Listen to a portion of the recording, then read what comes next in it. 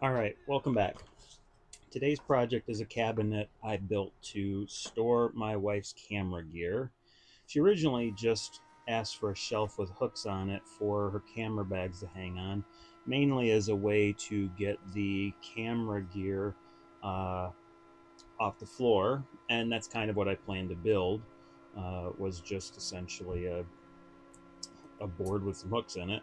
But as the project progressed, the scope of it grew.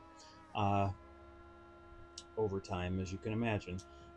Should also note that this voiceover is being done essentially live. There's going to be no retakes and probably no cuttings, so I'm just going to watch the video and talk over it. So if I mess up, you know, you got the real thing. I do have notes, but for the most part, this is meant to be free form. So anyway, the shelf was meant to get some camera gear off the floor, and it had some very specific, uh, you know, things I had to work around with it. One was that it had to be wide enough and deep enough to hold this plastic file storage box that she already had that kind of occupied the same space as where she stacked the camera gear.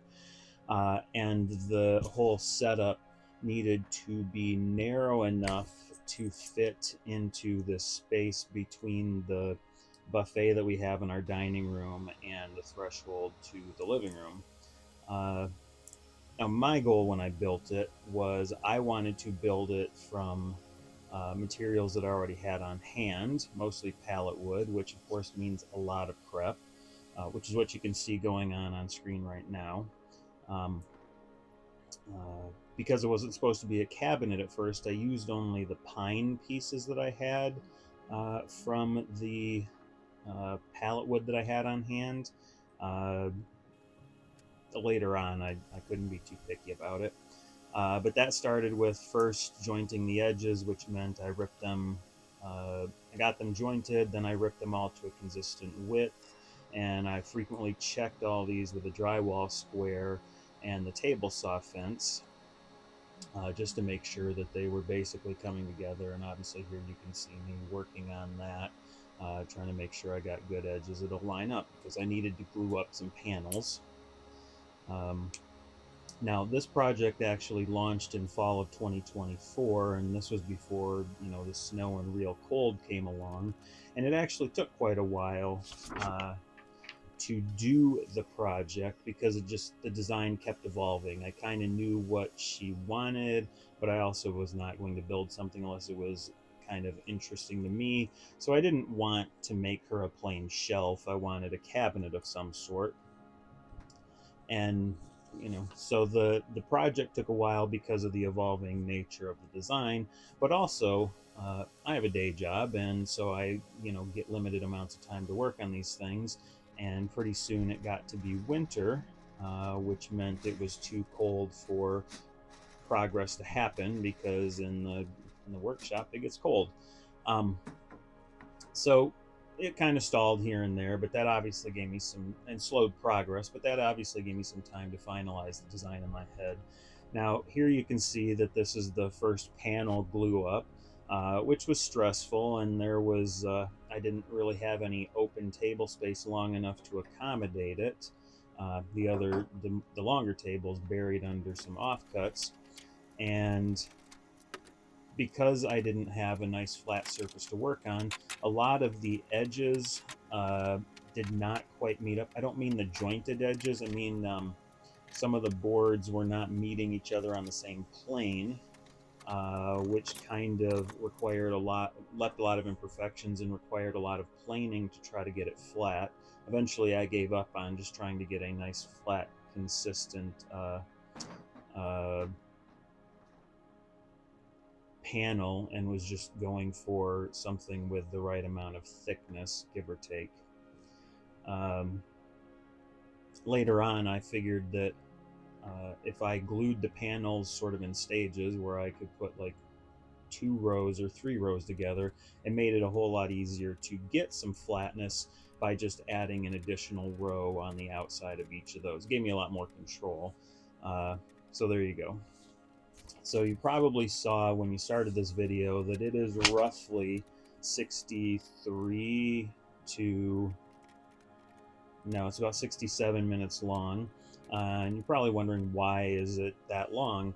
Well, one, this video had something around 8 hours of raw footage because palette work is slow and time consuming. They're free, yes, but you spend a lot of time sort of wrestling them into a usable shape, which is why you see a lot of jointing pieces and gluing up panels and that sort of thing. So that takes a lot of time. Um, to get that to be usable. That's why there's 8 hours of raw footage. And also because of the nature of the project, how it just kind of kept changing and changing, meant things that I might have done all together in one shot for the sake of speed. Like, if I knew I needed as many panels as I did, I would have just done nothing but glue up panels for a while. But because I didn't, that meant, stopping and starting panel making in there, and then I got some trim pieces and I needed more, so I had to stop and make some more, and there was just that kind of nature of it.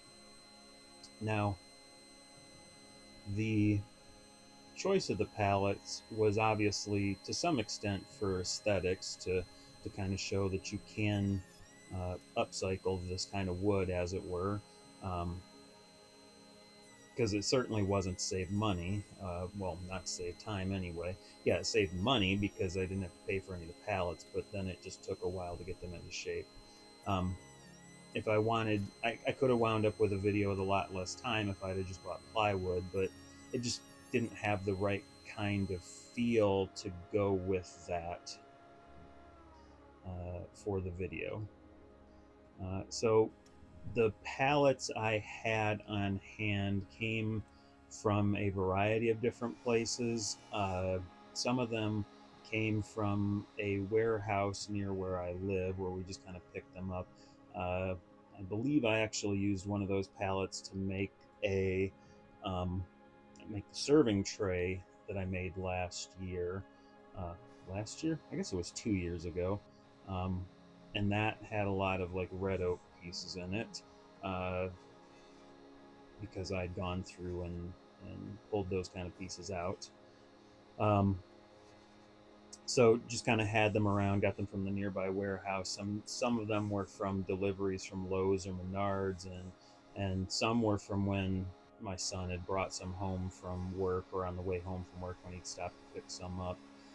And they were just kind of hanging around, taking up space. And so when coming to this video, I definitely wanted to uh, just use that stuff up and get it out of the shop, because there's just a lot of, you can actually see in the background, the what should be the assembly table is just covered with junk, mostly random offcuts that any other sane person would have already gotten rid of, but we cannot bring ourselves to do.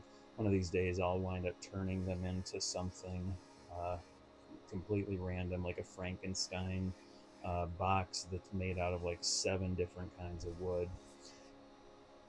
Um, anyway, but I did have a lot of pallet wood. The only problem was that, um, because the cabinet had to meet a specific space, I didn't have a lot of room for retakes on I didn't have a lot of room for remaking panels if I messed them up by making them too small, or I cut them wrong, or that sort of thing. So I did have a lot of pallet wood, but I did not have an unlimited amount to work with. So here, just trying to get some jointable edges again.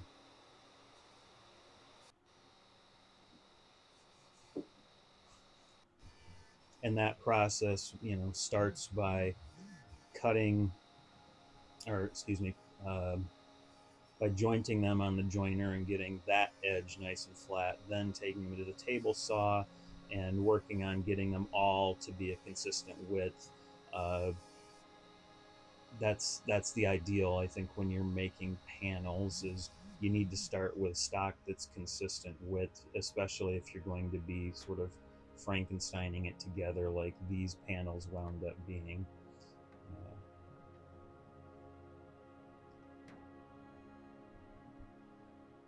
And here I'm just squaring up some ends and working on that.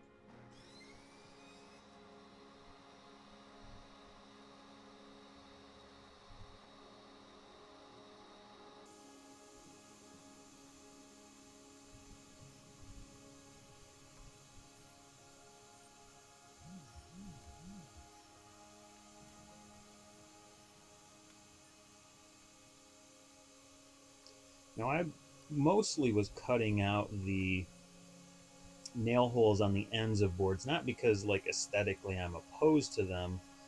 In fact, I kept a lot of those in. It's just normally the ends of the boards would be severely cracked or checked, and so you wind up needing to uh, cut the ends off uh, just to make sure you got a good solid board that's not gonna, not completely falling apart. And some of these boards you can see I still have cracks in them. I think I wound up putting most of those so that they were on an end for sure and were ultimately going to get cut off. And here, just working on trying to arrange the way the panels need to go uh, to get to what I needed. And a lot of this is just I need to try, and obviously the length, I need to try to make sure that the joints of these boards staggered pretty well so that they all were sort of supporting one another as the panel got wider. And you can see that for the most part, I was successful about bridging those joints by, 6 or 8 inches. And that gave them enough strength to work on both sides.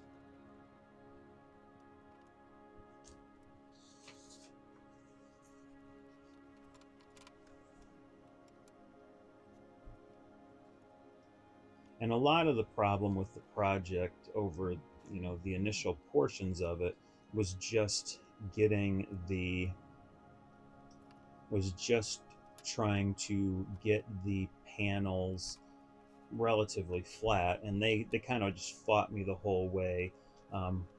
Some of the boards would just be bowed, and they would fight you every step of the way, which made for a tricky glue up. And you'll see the amount of clamping and whatever I needed to get the panels as flat as I could, and eventually I wound up using most every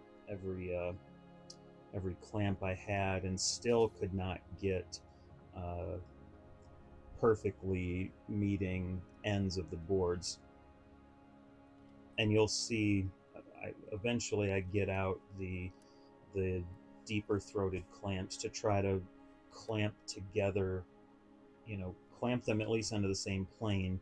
The boards where boards meet end to end, and also where they meet two other boards on either side. That was tricky, and I could have done a better job at it. And in the future, I think I would do it in a different way to get my glue up going. But this way didn't work out badly. It just made for some stressful times.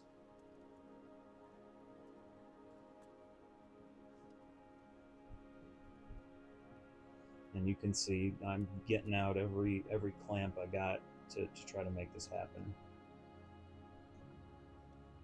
Now this panel was actually glued up sometime, I think it was October or November of 2024.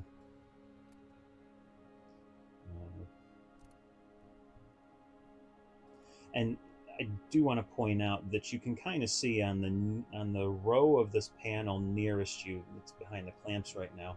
I actually used two different width boards, and that was because I knew that I needed to get an extra bit of width on the panel, but I knew I was going to be cutting one of the edges mostly off. So it didn't matter that one of those two boards was a little bit wider than the other. They did not have any boards that were going to sit with them or be against them on that outer edge. They were the outer edge. And you can see some of the struggle I'm having here with the way that panel, I mean, the camera is making it look worse than it was with the way it sort of seems to arc, but there definitely was it felt like the panel just was arcing all over the place. Uh, and here I am just trying to make sure that the edges are lining up with one another by putting a clamp across all the panels. You can see next near the glue bottle there, in line with the glue bottle, those deep clamps to try to reach into other spots on the panel to bring it flat, which is what I'm doing now. Trying to, clamp where the end of a board comes into contact with the other end of a board, but also clamping across that and its joint with the boards on either side of it.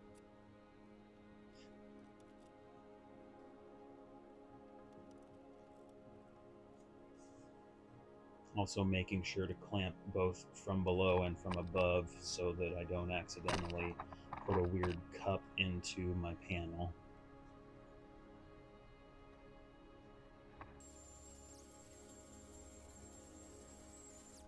So my first thought when making the panels was I will just roughly belt sand them to thickness and we'll call it good. But that just was taking up way too much time. I was spending way too much time with it. And the reason I wanted to belt sand it was I thought I could, have more control over the thickness of the panel, because I needed to have some thickness for the structure to like function.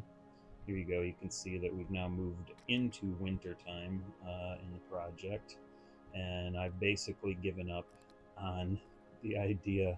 You can see I've given up on the idea of sanding, because now I'm employing the thickness planer. And initially, I thought I would plane it until I got like a perfectly flat board, but that was just going to eventually rob me of too much thickness of the panel. So I finally just kind of had to give in and accept that there were going to be imperfections in the panel. It's part of the rustic look of working with pallet wood, and I just needed to accept that that was the way this project was going to work out to be. And for the most part, they actually turned out okay. The later ones turned out better than the earlier ones, probably because I got a little bit better of a sense of how to glue up pallet wood into panels. Here I'm just trying to get glue off the panel. When you're, working fast and with pallet wood, there's glue everywhere, and so here I am trying to get rid of that. And to the left of the screen, you can see there's another panel and the whole other panel glued up. That's the one we glued up before. So the panel you see me on the right is the initial panel I worked on. That was meant, I think that was intended to be shelves, and the other panel that you can see on the left was meant to be the back and the bottom, because initially this was meant to be like L-shaped, and then there'd be some sort of side supports and some shelves, and so that's kind of what I'm working with here. It's only later that, because of the delays, I finally gave in and just decided I wanted to make an entire cabinet that had a door that could do it.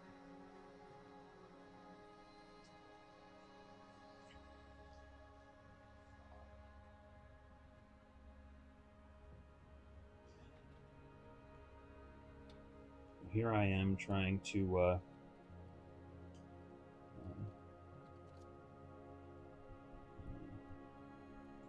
think what I was doing here was trying to get the clamps on and keep it clamped up, but pointed at the heater so that it could cure the glue in the cold. And you can see here I am in a coat, in a winter coat and hat, because it was fully winter at this point.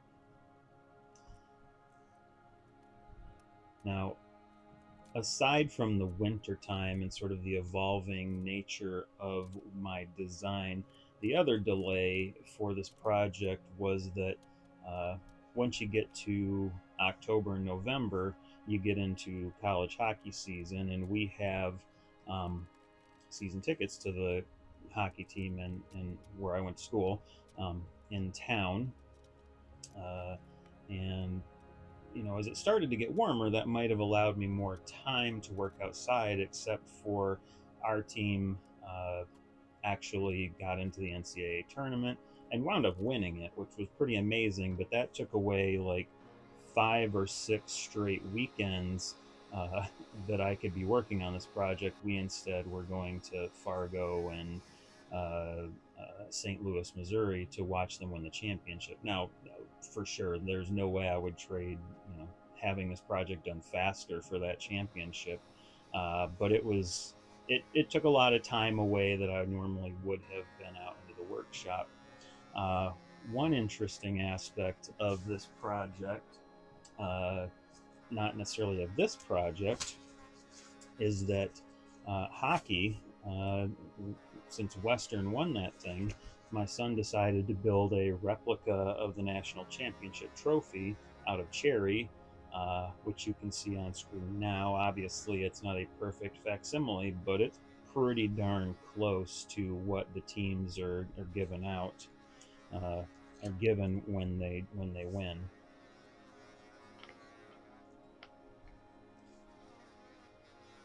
So one of the problems with this particular um, project is that I needed panels that were actually about, I think, 14 inches wide, and this planer here has got like a max width of about 12 and a half to 13 inches. Once you get out to that 12 plus inch range, you're really making the planer work hard to get to do what it needs to do. But that meant that I was in a couple of spots I had to construct panels in two halves lengthwise, that I would run through the planer at the same not at the same time, but I would do the planing session on them both together, and then come back and have to glue them together along that center edge. It was a challenge. I mean, it didn't like change that I could get the project done. It just put a wrinkle in there of something that you got to work on.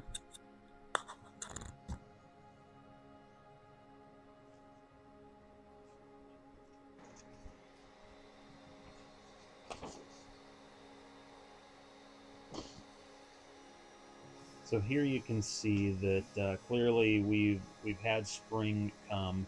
Outside the door, you can see green for the grass. I'm obviously in uh, short sleeves at this point, uh, which you can expect. Um,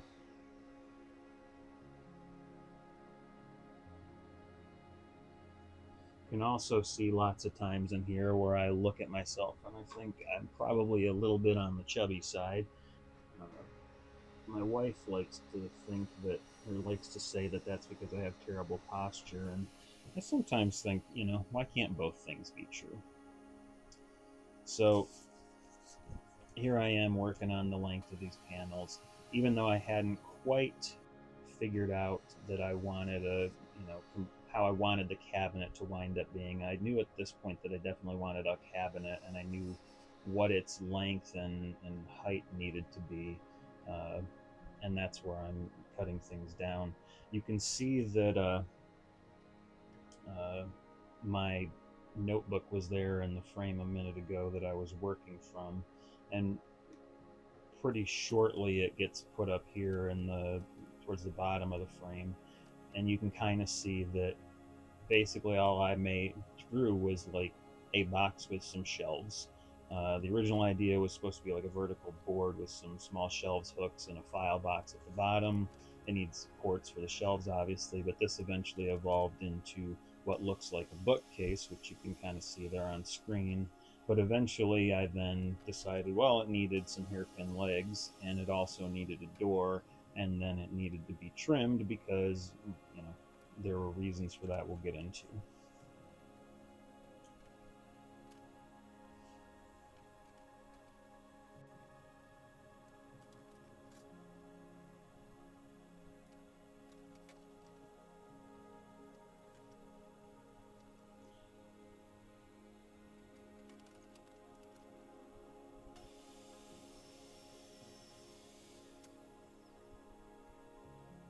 I was marking and marking and marking the hell out of that because I needed this to make sure it was square.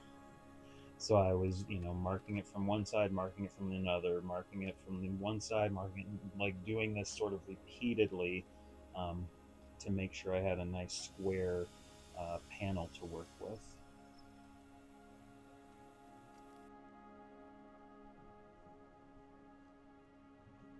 Now, here's the black file box that I was talking about that needed to fit inside this cabinet.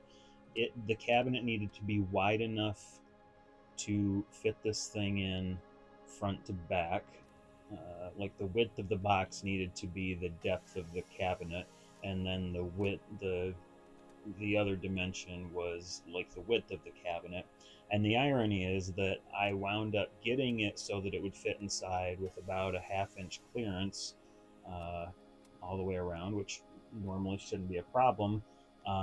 But then when I decided to put a door on it, and instead of doing like a door that just closed on the face, but one that was inset, that meant the door wouldn't close because I hadn't quite allotted enough extra space for the black file box. So what's funny is that the cabinet was basically built around that file box, and yet the file box does not fit, which is fine. Now I put my cameras in the cabinet too. So you can see that what I was doing there was getting the interior bottom, that's the interior bottom panel right there, but I knew that I was going to put some legs on this thing and they were going to attach to the bottom, and so I needed more than, like, I think that wound up being about 7/16, which is not very thick, but I needed some extra meat there. So what I do here, and you can see what I'm doing, is I basically pad out the uh, the bottom, um, around the bottom edges, to give me some extra meat for legs to screw into and to give it some more support.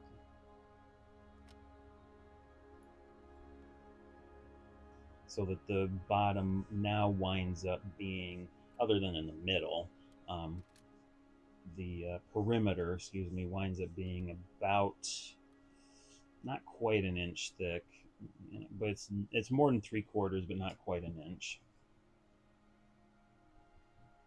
And it was kind of as I was doing this and realizing that, like, well, if you need more structure at points for this thing, because I was already thinking a door was going to go on here, and I was afraid of having not enough thickness in the panels to hold hinges. Um, so I was worried, but as I was working on the bottom here, I realized, you could just put some trim around the edges of the panels and across the ends and across the middle of the sides, and you can get that structure there that you need to hold those hinges. It's literally one of those times where you make structural uh, trim. So here I am using the router to make rabbets that will, and I'm fine tuning them with sanding paper, of course, with the intent that those will glue to the bottom, which I'm test fitting now. Seeing did I get it in? Did I get it good enough? Yep, I got it good enough. And here I am doing the same on the next panel. That I'm using the router with an edge guide, and that made it actually was a pretty painless process to do that. And the upside of having like the super thickness around the edge, around the perimeter of the base, is it gave me much more glue joint or glue area to glue the side panel to. Here I am getting ready to cut that side panel to width. One of the side panels to width. I had, delayed on doing that, but finally you get to a point where you couldn't wait any longer, and here it is.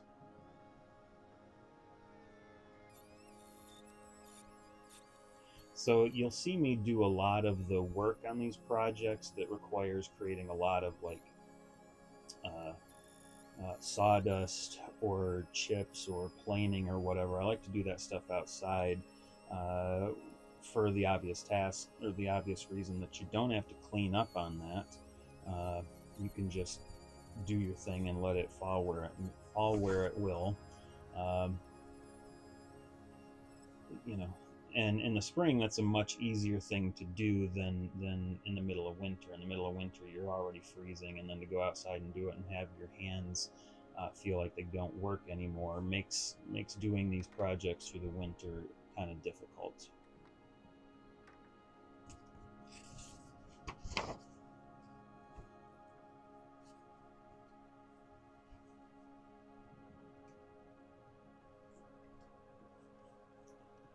Now, before assembling this, I knew that I needed adjustable shelves inside the unit.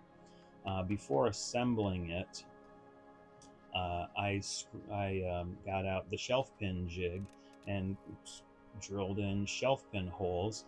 Uh, I was thinking head, but then I was an idiot and put the row too close to the front of the panel, which what you can see me doing here is filling all those holes with the dowel. Uh,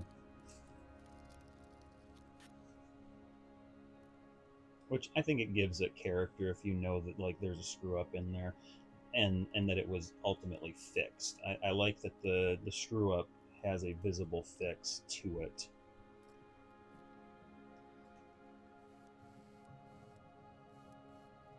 And here I'm drilling out more of those shelf pins, but I'm doing it, on the other panel and doing it in the right spot this time.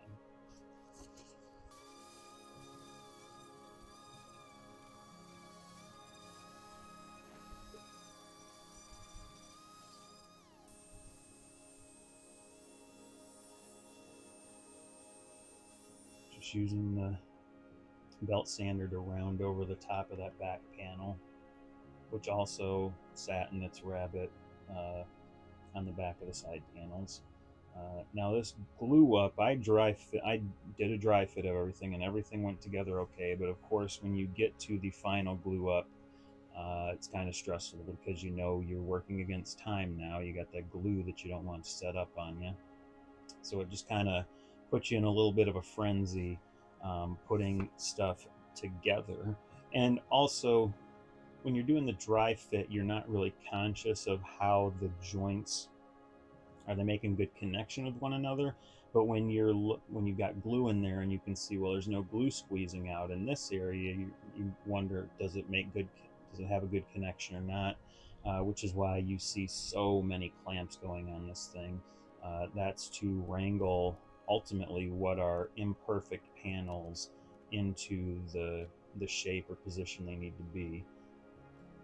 Like this panel on the bottom that runs across the bottom of the screen, you can see at that corner there, it doesn't make a good connection with that other board, and that's because that panel had a slight hump to it that needed a lot of like clamping to persuade it to be flat to that piece. I don't know if you can tell here, but I did drive in a screw. I did screw in the bottom, and I did screw in the top. I pre-drilled everything and used some real short screws, and that was just to give them that little bit of extra, protection, or a little bit of extra help in remaining together. All of those eventually got covered over with. All those eventually got covered over with the trim pieces that you'll see later. And what you can see me working on now is that's the cleat that the top eventually gets screwed to. So here this is one of the panels that I had to do in two halves because it was too wide. This is actually the top. There's one part of the top, there's the other half of the top. These were made out of orphaned pieces from the pallets that weren't usable anywhere else. They were, glued together butcher block style, and then here I'm just running them through the same time to get a consistent thickness on them, and because they're just too wide to go through together. Now both of them I left extremely long because I knew that I was going to get snipe on these from the planer, which is why one of them has a strangely long finger kind of sticking out the one end of it. And then once I got them planed properly, um, I jointed two of the edges, and then I wound up gluing them together. And you can see me testing that edge just to make sure it looks pretty good on the top of that fence of the jointer. From time to time, you'll see me set it up there, and I'm just kind of looking. And here I am, obviously, just is the joint good or not? Obviously, it was. Now you can see if you look at that nearest board to you, there's like a ridge running kind of across it in the middle, from front to back, or left to right is the case. Kind of runs at a slight diagonal. You can see it on both of those panels actually. That's because when you're working with pallet wood, you got to be real careful. You're gonna miss some nails, and I obviously wasn't careful to as much as I should have been, which meant that I hit a nail and left a nick in one of the blades, and that nick is visible in the top of this panel. Obviously, before I glued it up, it was visible. Once I glued it up, I got rid of it.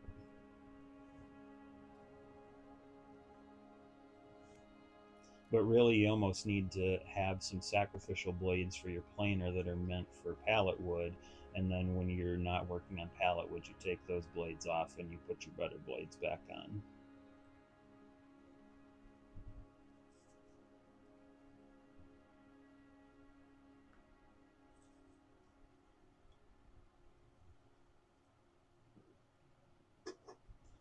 And here I am just clearing up that glue squeeze up.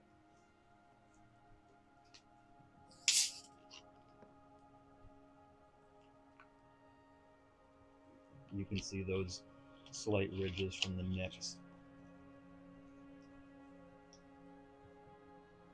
sort of running diagonally from the left to the right.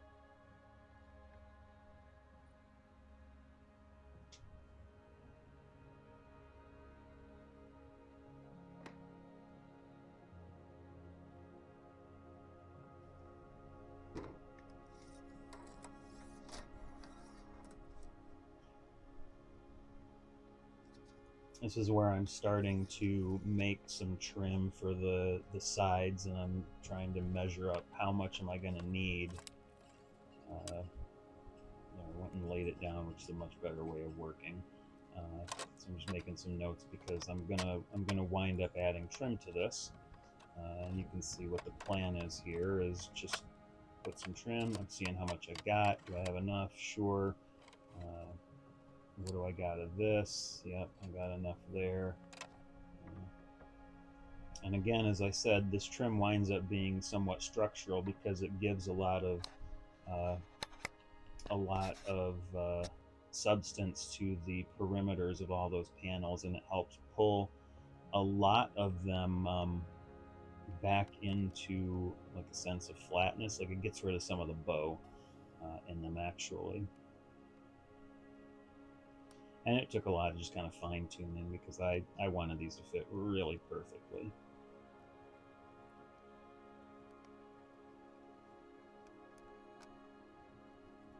And you can see I'm using about every clamp I got in order to get these glued on there.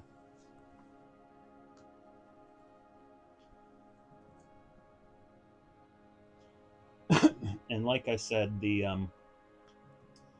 the trim was to give some extra structure, mostly for the hinges that were going to go onto the door. I needed to have a little bit more meat to work with on the side panels.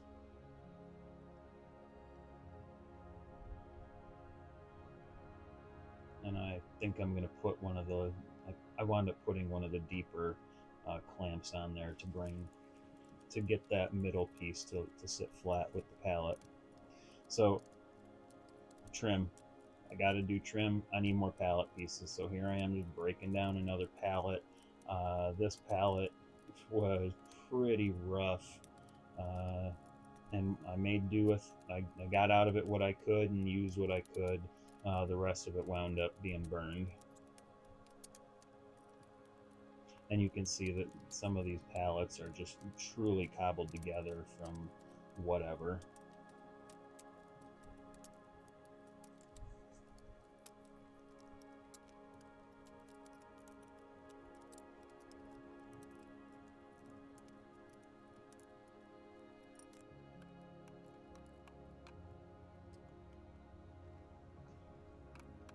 All right, getting the clamps off. I love that you can tell all the clamps are deployed when you have Harbor Freight panel clamps coming in. That's what that blue one here at the right hand corner is like a Harbor Freight panel clamp. It worked well, but you know you're scraping bottom when you're dragging those ones out.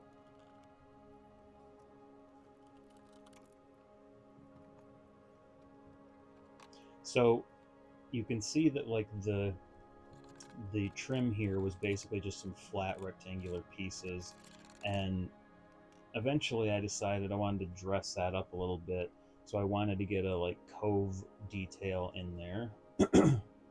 But of course this was a spend no money on it kind of project, which meant I wound up uh, determining to make that detail myself,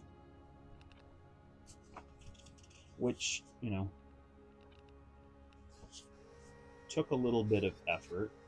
Uh, and here you can see what I'd done was I had cut these basically square pieces of stock with the intent of routing a cove into them, and then those would go into the trim itself. But as I'm running them through the router, I'm just getting a lot of chatter and vibration, and some of them just wound up shattering. Uh, it just was not working out well, and the trim looked pretty garbagey. So eventually, what I did was I just took full width pieces. You can see me gluing the cove in here on one side. I just took full width pieces of the pallet board, got it to the right thickness, uh, routed a cove onto one of the edges, took it to the table saw, ripped that edge off, went back, put a cove on it, ripped that edge off, so on and so forth, one at a time until I couldn't rip anything off it again. Uh, and it worked out well enough. You can see that it's going in here, uh, and some of it you might be able to detect is a little bit taller than the pallet wood around it itself, which was not a big deal. I just got the block playing out, and I knocked down any of the spots that were proud, and then obviously I sanded that all flat as well. So here we go back to the planer. I need pieces to make a door for this cabinet, which is what I'm working on here now. Same process as before, getting the pallet wood into shape for the panel, gluing up the panel, then working on door trim.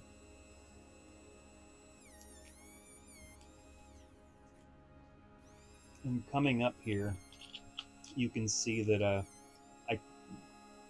I worked so long on getting like the door trim kind of perfect that I had so much footage of it. I wound up, now this is the cove detail, not on the trim necessarily, but the cove detail on that one side, I had so much footage of it that I kind of just go picture in picture just to run through all of the tweaking and the back and forth and messing with it that I was doing to get it perfect. The funny thing is because it's pallet wood, none of the wood is like ever really straight, no matter what you do to it, which meant I wound up having to not only clamp the pieces down to the boards, I also needed to, for the longer side cove pieces, I needed to clamp them with outward pressure so that they would make contact with the outer boards, to make sure that they got glued there as well.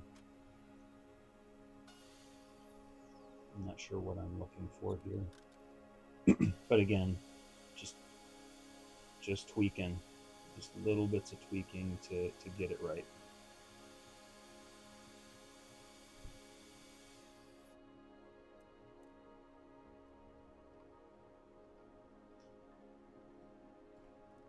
There's a regular glue up, and you can see that gap I'm talking about there, where that cove meets the side trim. That's what I wound up getting the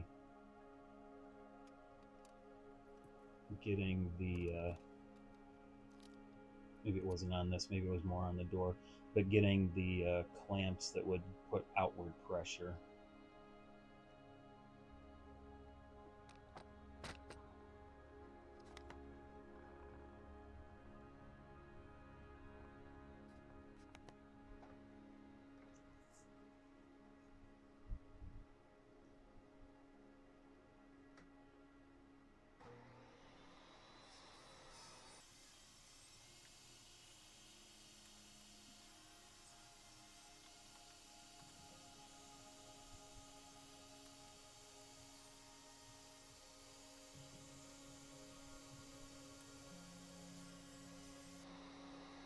It's funny watching this section and seeing like the rolling, like shadowy areas in the picture. I think that's because the camera is probably capturing the scene at a similar, was it megahertz or whatever, to the lighting, so you get that rolling kind of shadow. I'm not sure what I'm doing. Am I making the door or am I making more trim?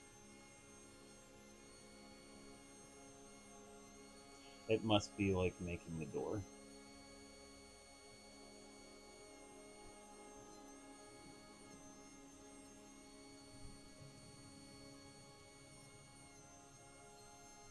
Yeah, because I'm making a panel here.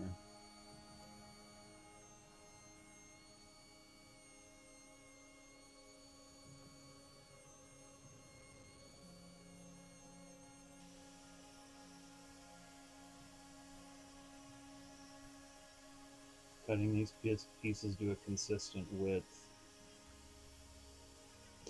These pieces of wood you're seeing here on the left that I'm stacking my stuff on, that's actually pieces for some produce crates that my son made. He's got the garden, he takes care of the garden, and it's going to have a good year. So he's got produce crates made for storing produce in the winter in the basement.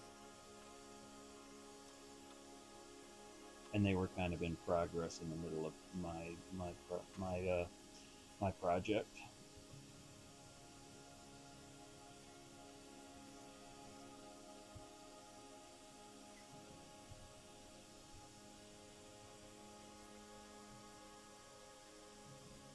This is cutting around the bad pieces to get something usable for turning into a panel.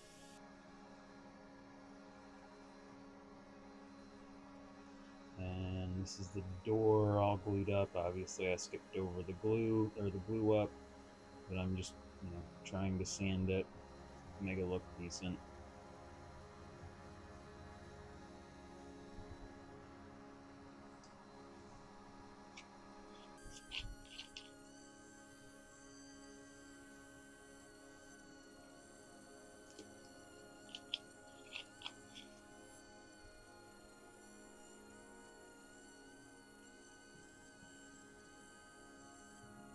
It's funny how much sanding there is. This is all sped up and it just seems like there's so much of it.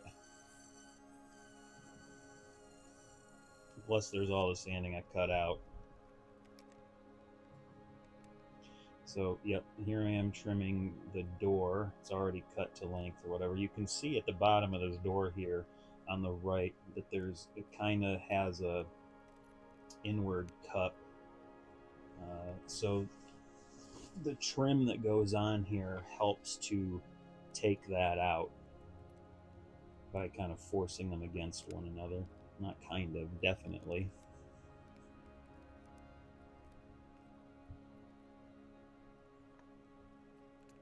And naturally using every clamp in sight.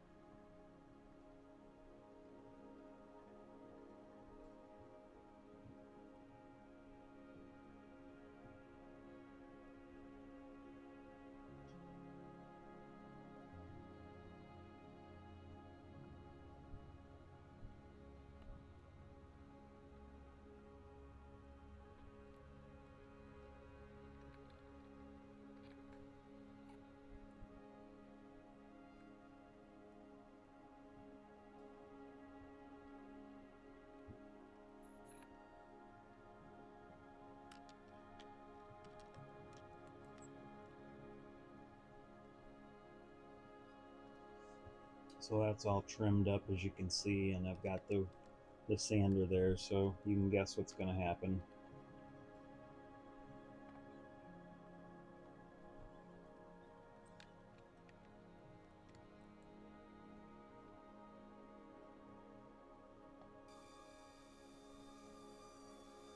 I tried to be very conscious of cleaning up the glue squeeze out as I went along on this project, because it was going to be very tough to get in there and sand that stuff out. Plus, a lot of this was pine, and uh, it feels like pine hides that initially until you put some finish on it.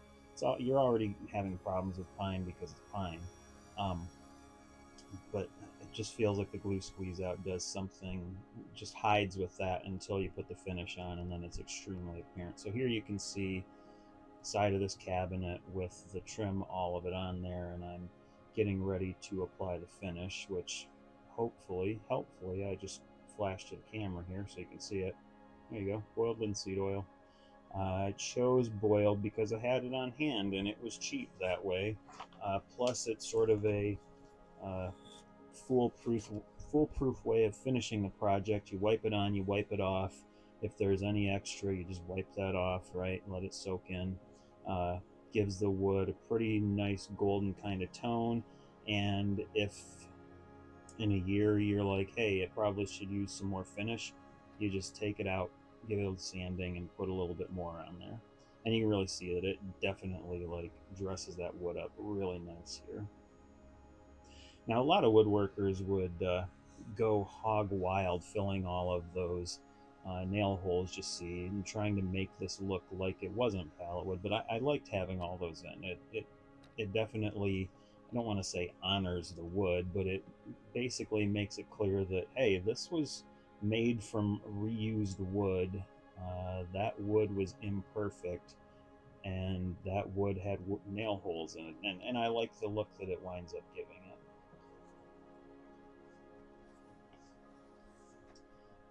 So the shelves for this thing, I think I made 3 of them, um, were made from plywood scraps I had laying around.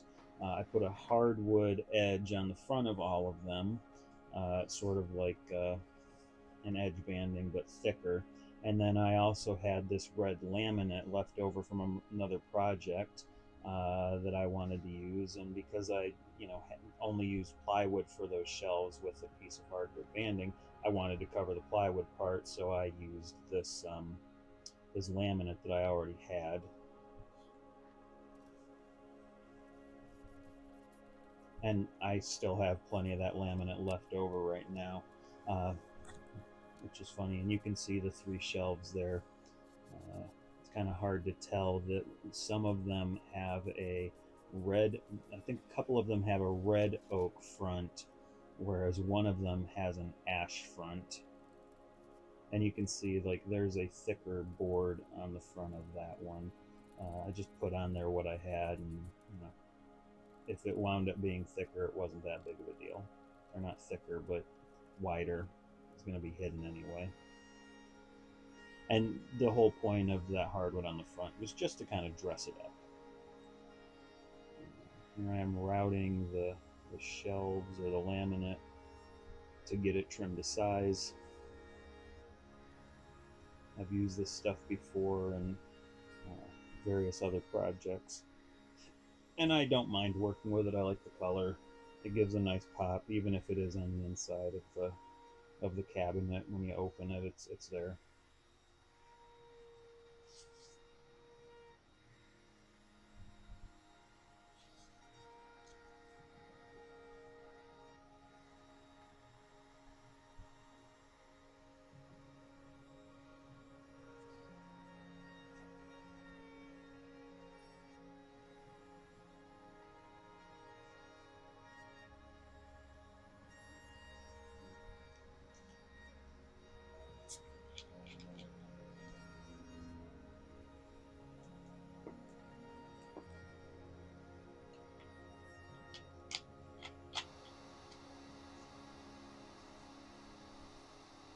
Here I am trimming out the door. Uh, Again, I had to because I was freestyling the design. That meant that had to make trim a couple of different times for the project, and we're tweaking it to get it all to fit nicely. It's in this stretch that you'll see the sideways clamping, or I'm saying sideways, but it's clamping to put outward pressure on the trim pieces.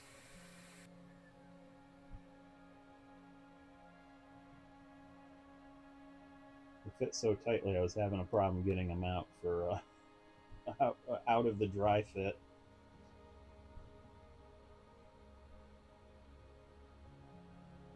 Gluing them in.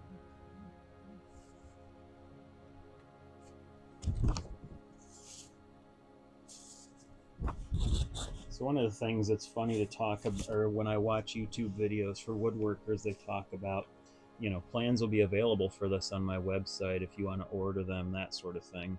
Uh, and I always have to laugh because none of my projects ever really have that kind of a plan. If you went back and looked at the drawing I had of what I wanted to make, uh, it was basically, a scribbled box essentially, where I just added some dimensions to it.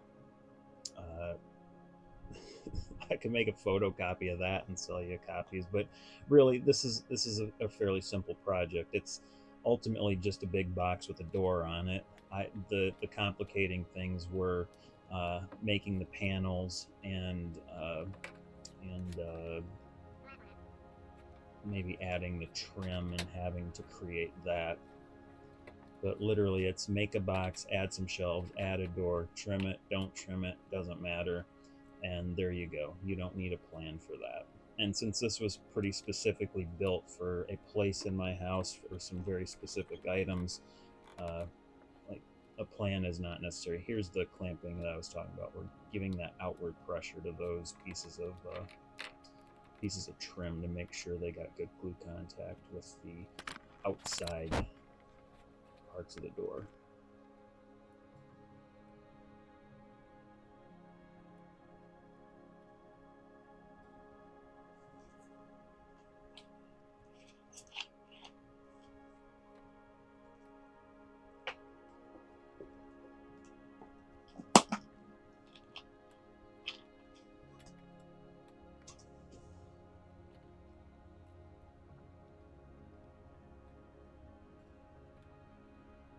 It's funny how many clamps a project takes. Again, sanding. There's never an end to sanding.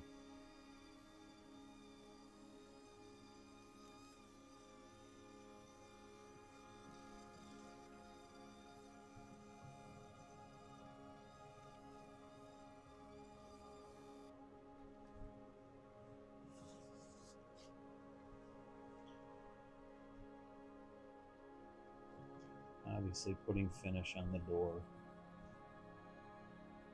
More of the boiled linseed oil. I offered to paint this project for my wife, but she just refused because she doesn't like the look of painted wood. I had no preference one way or the other, but I don't think that's true. I think I do prefer this look where it's you can see what the wood is, and even though some of it is pine wood and most of it is, all of it is reused in some way or another, or it's pallet wood, so it's got its challenges.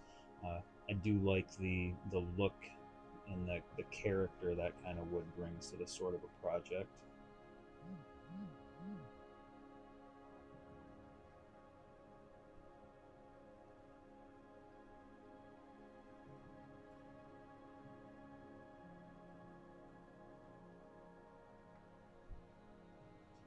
All right, here we are installing the hinges. And you can see, given the thickness of those hinges, why it was necessary to add that trim, because that trim might be what's being screwed into by those hinges, or what I'm screwing those hinges into. Here I am putting on the feet. They're just like 4-inch hairpin legs.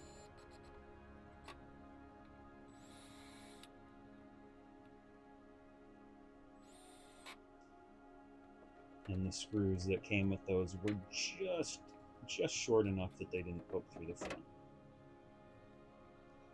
Here I'm getting ready to like put the hinges truly on the door, and you can see that there's a little bit of a rock because part of the cabinet is, it's got a little bit of a bow to it. The hinge side's got a little bit of a bow to it. So what I did was put a wedge in there, drilled in that first hinge, took the wedge out, put it in the other end, screwed in the second hinge, and in a way, the hinges in the door help force that part of the cabinet more into a. It tries to force the bow out of it, and obviously the shelves, once they go in, they're also doing the same thing. They give some of that outward pressure to make it be straight and square.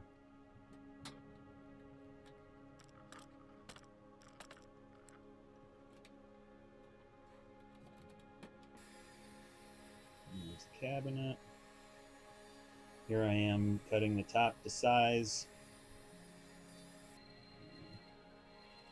Trying to cut through some of those nail bits. Now here is where I have to cut a notch out of the top to fit around the back panel. That's all I'm doing here, is just cutting that notch out.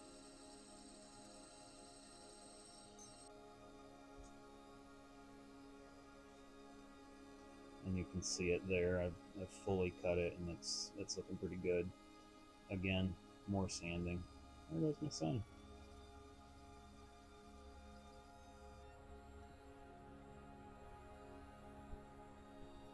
Putting a chamfer on it, because you always have to put a chamfer on it.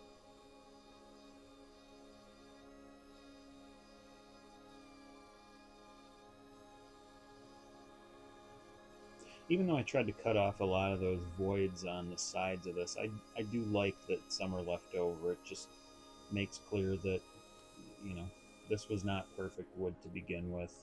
You can still use it. Obviously, it has its imperfections, but I think it looks pretty good. I like the character it gives it. And testing it so it fits. It sure does. That top is probably overkill for this cabinet. Obviously, BLO for it.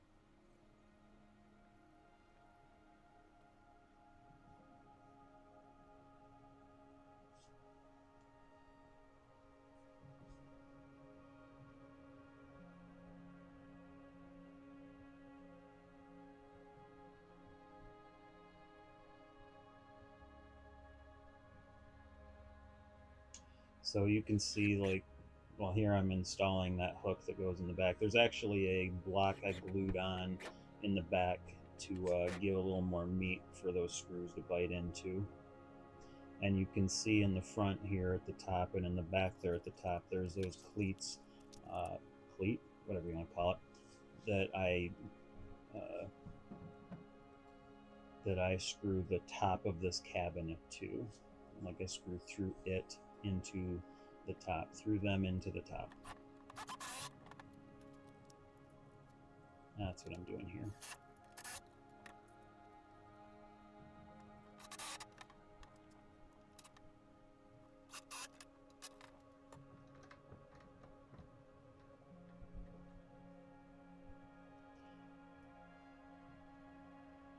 I like that I lost one of the black screws on that hinge, so just replaced it with a silver one.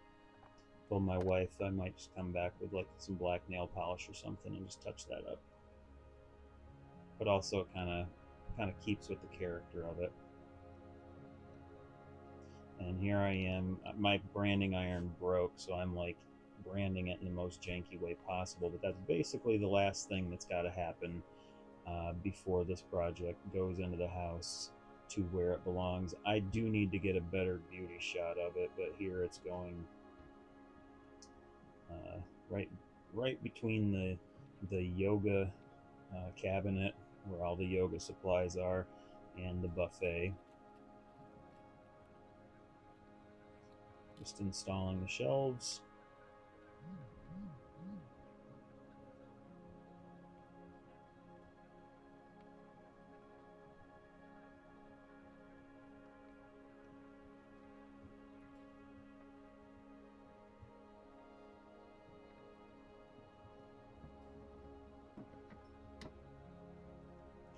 And that pretty much is it, guys.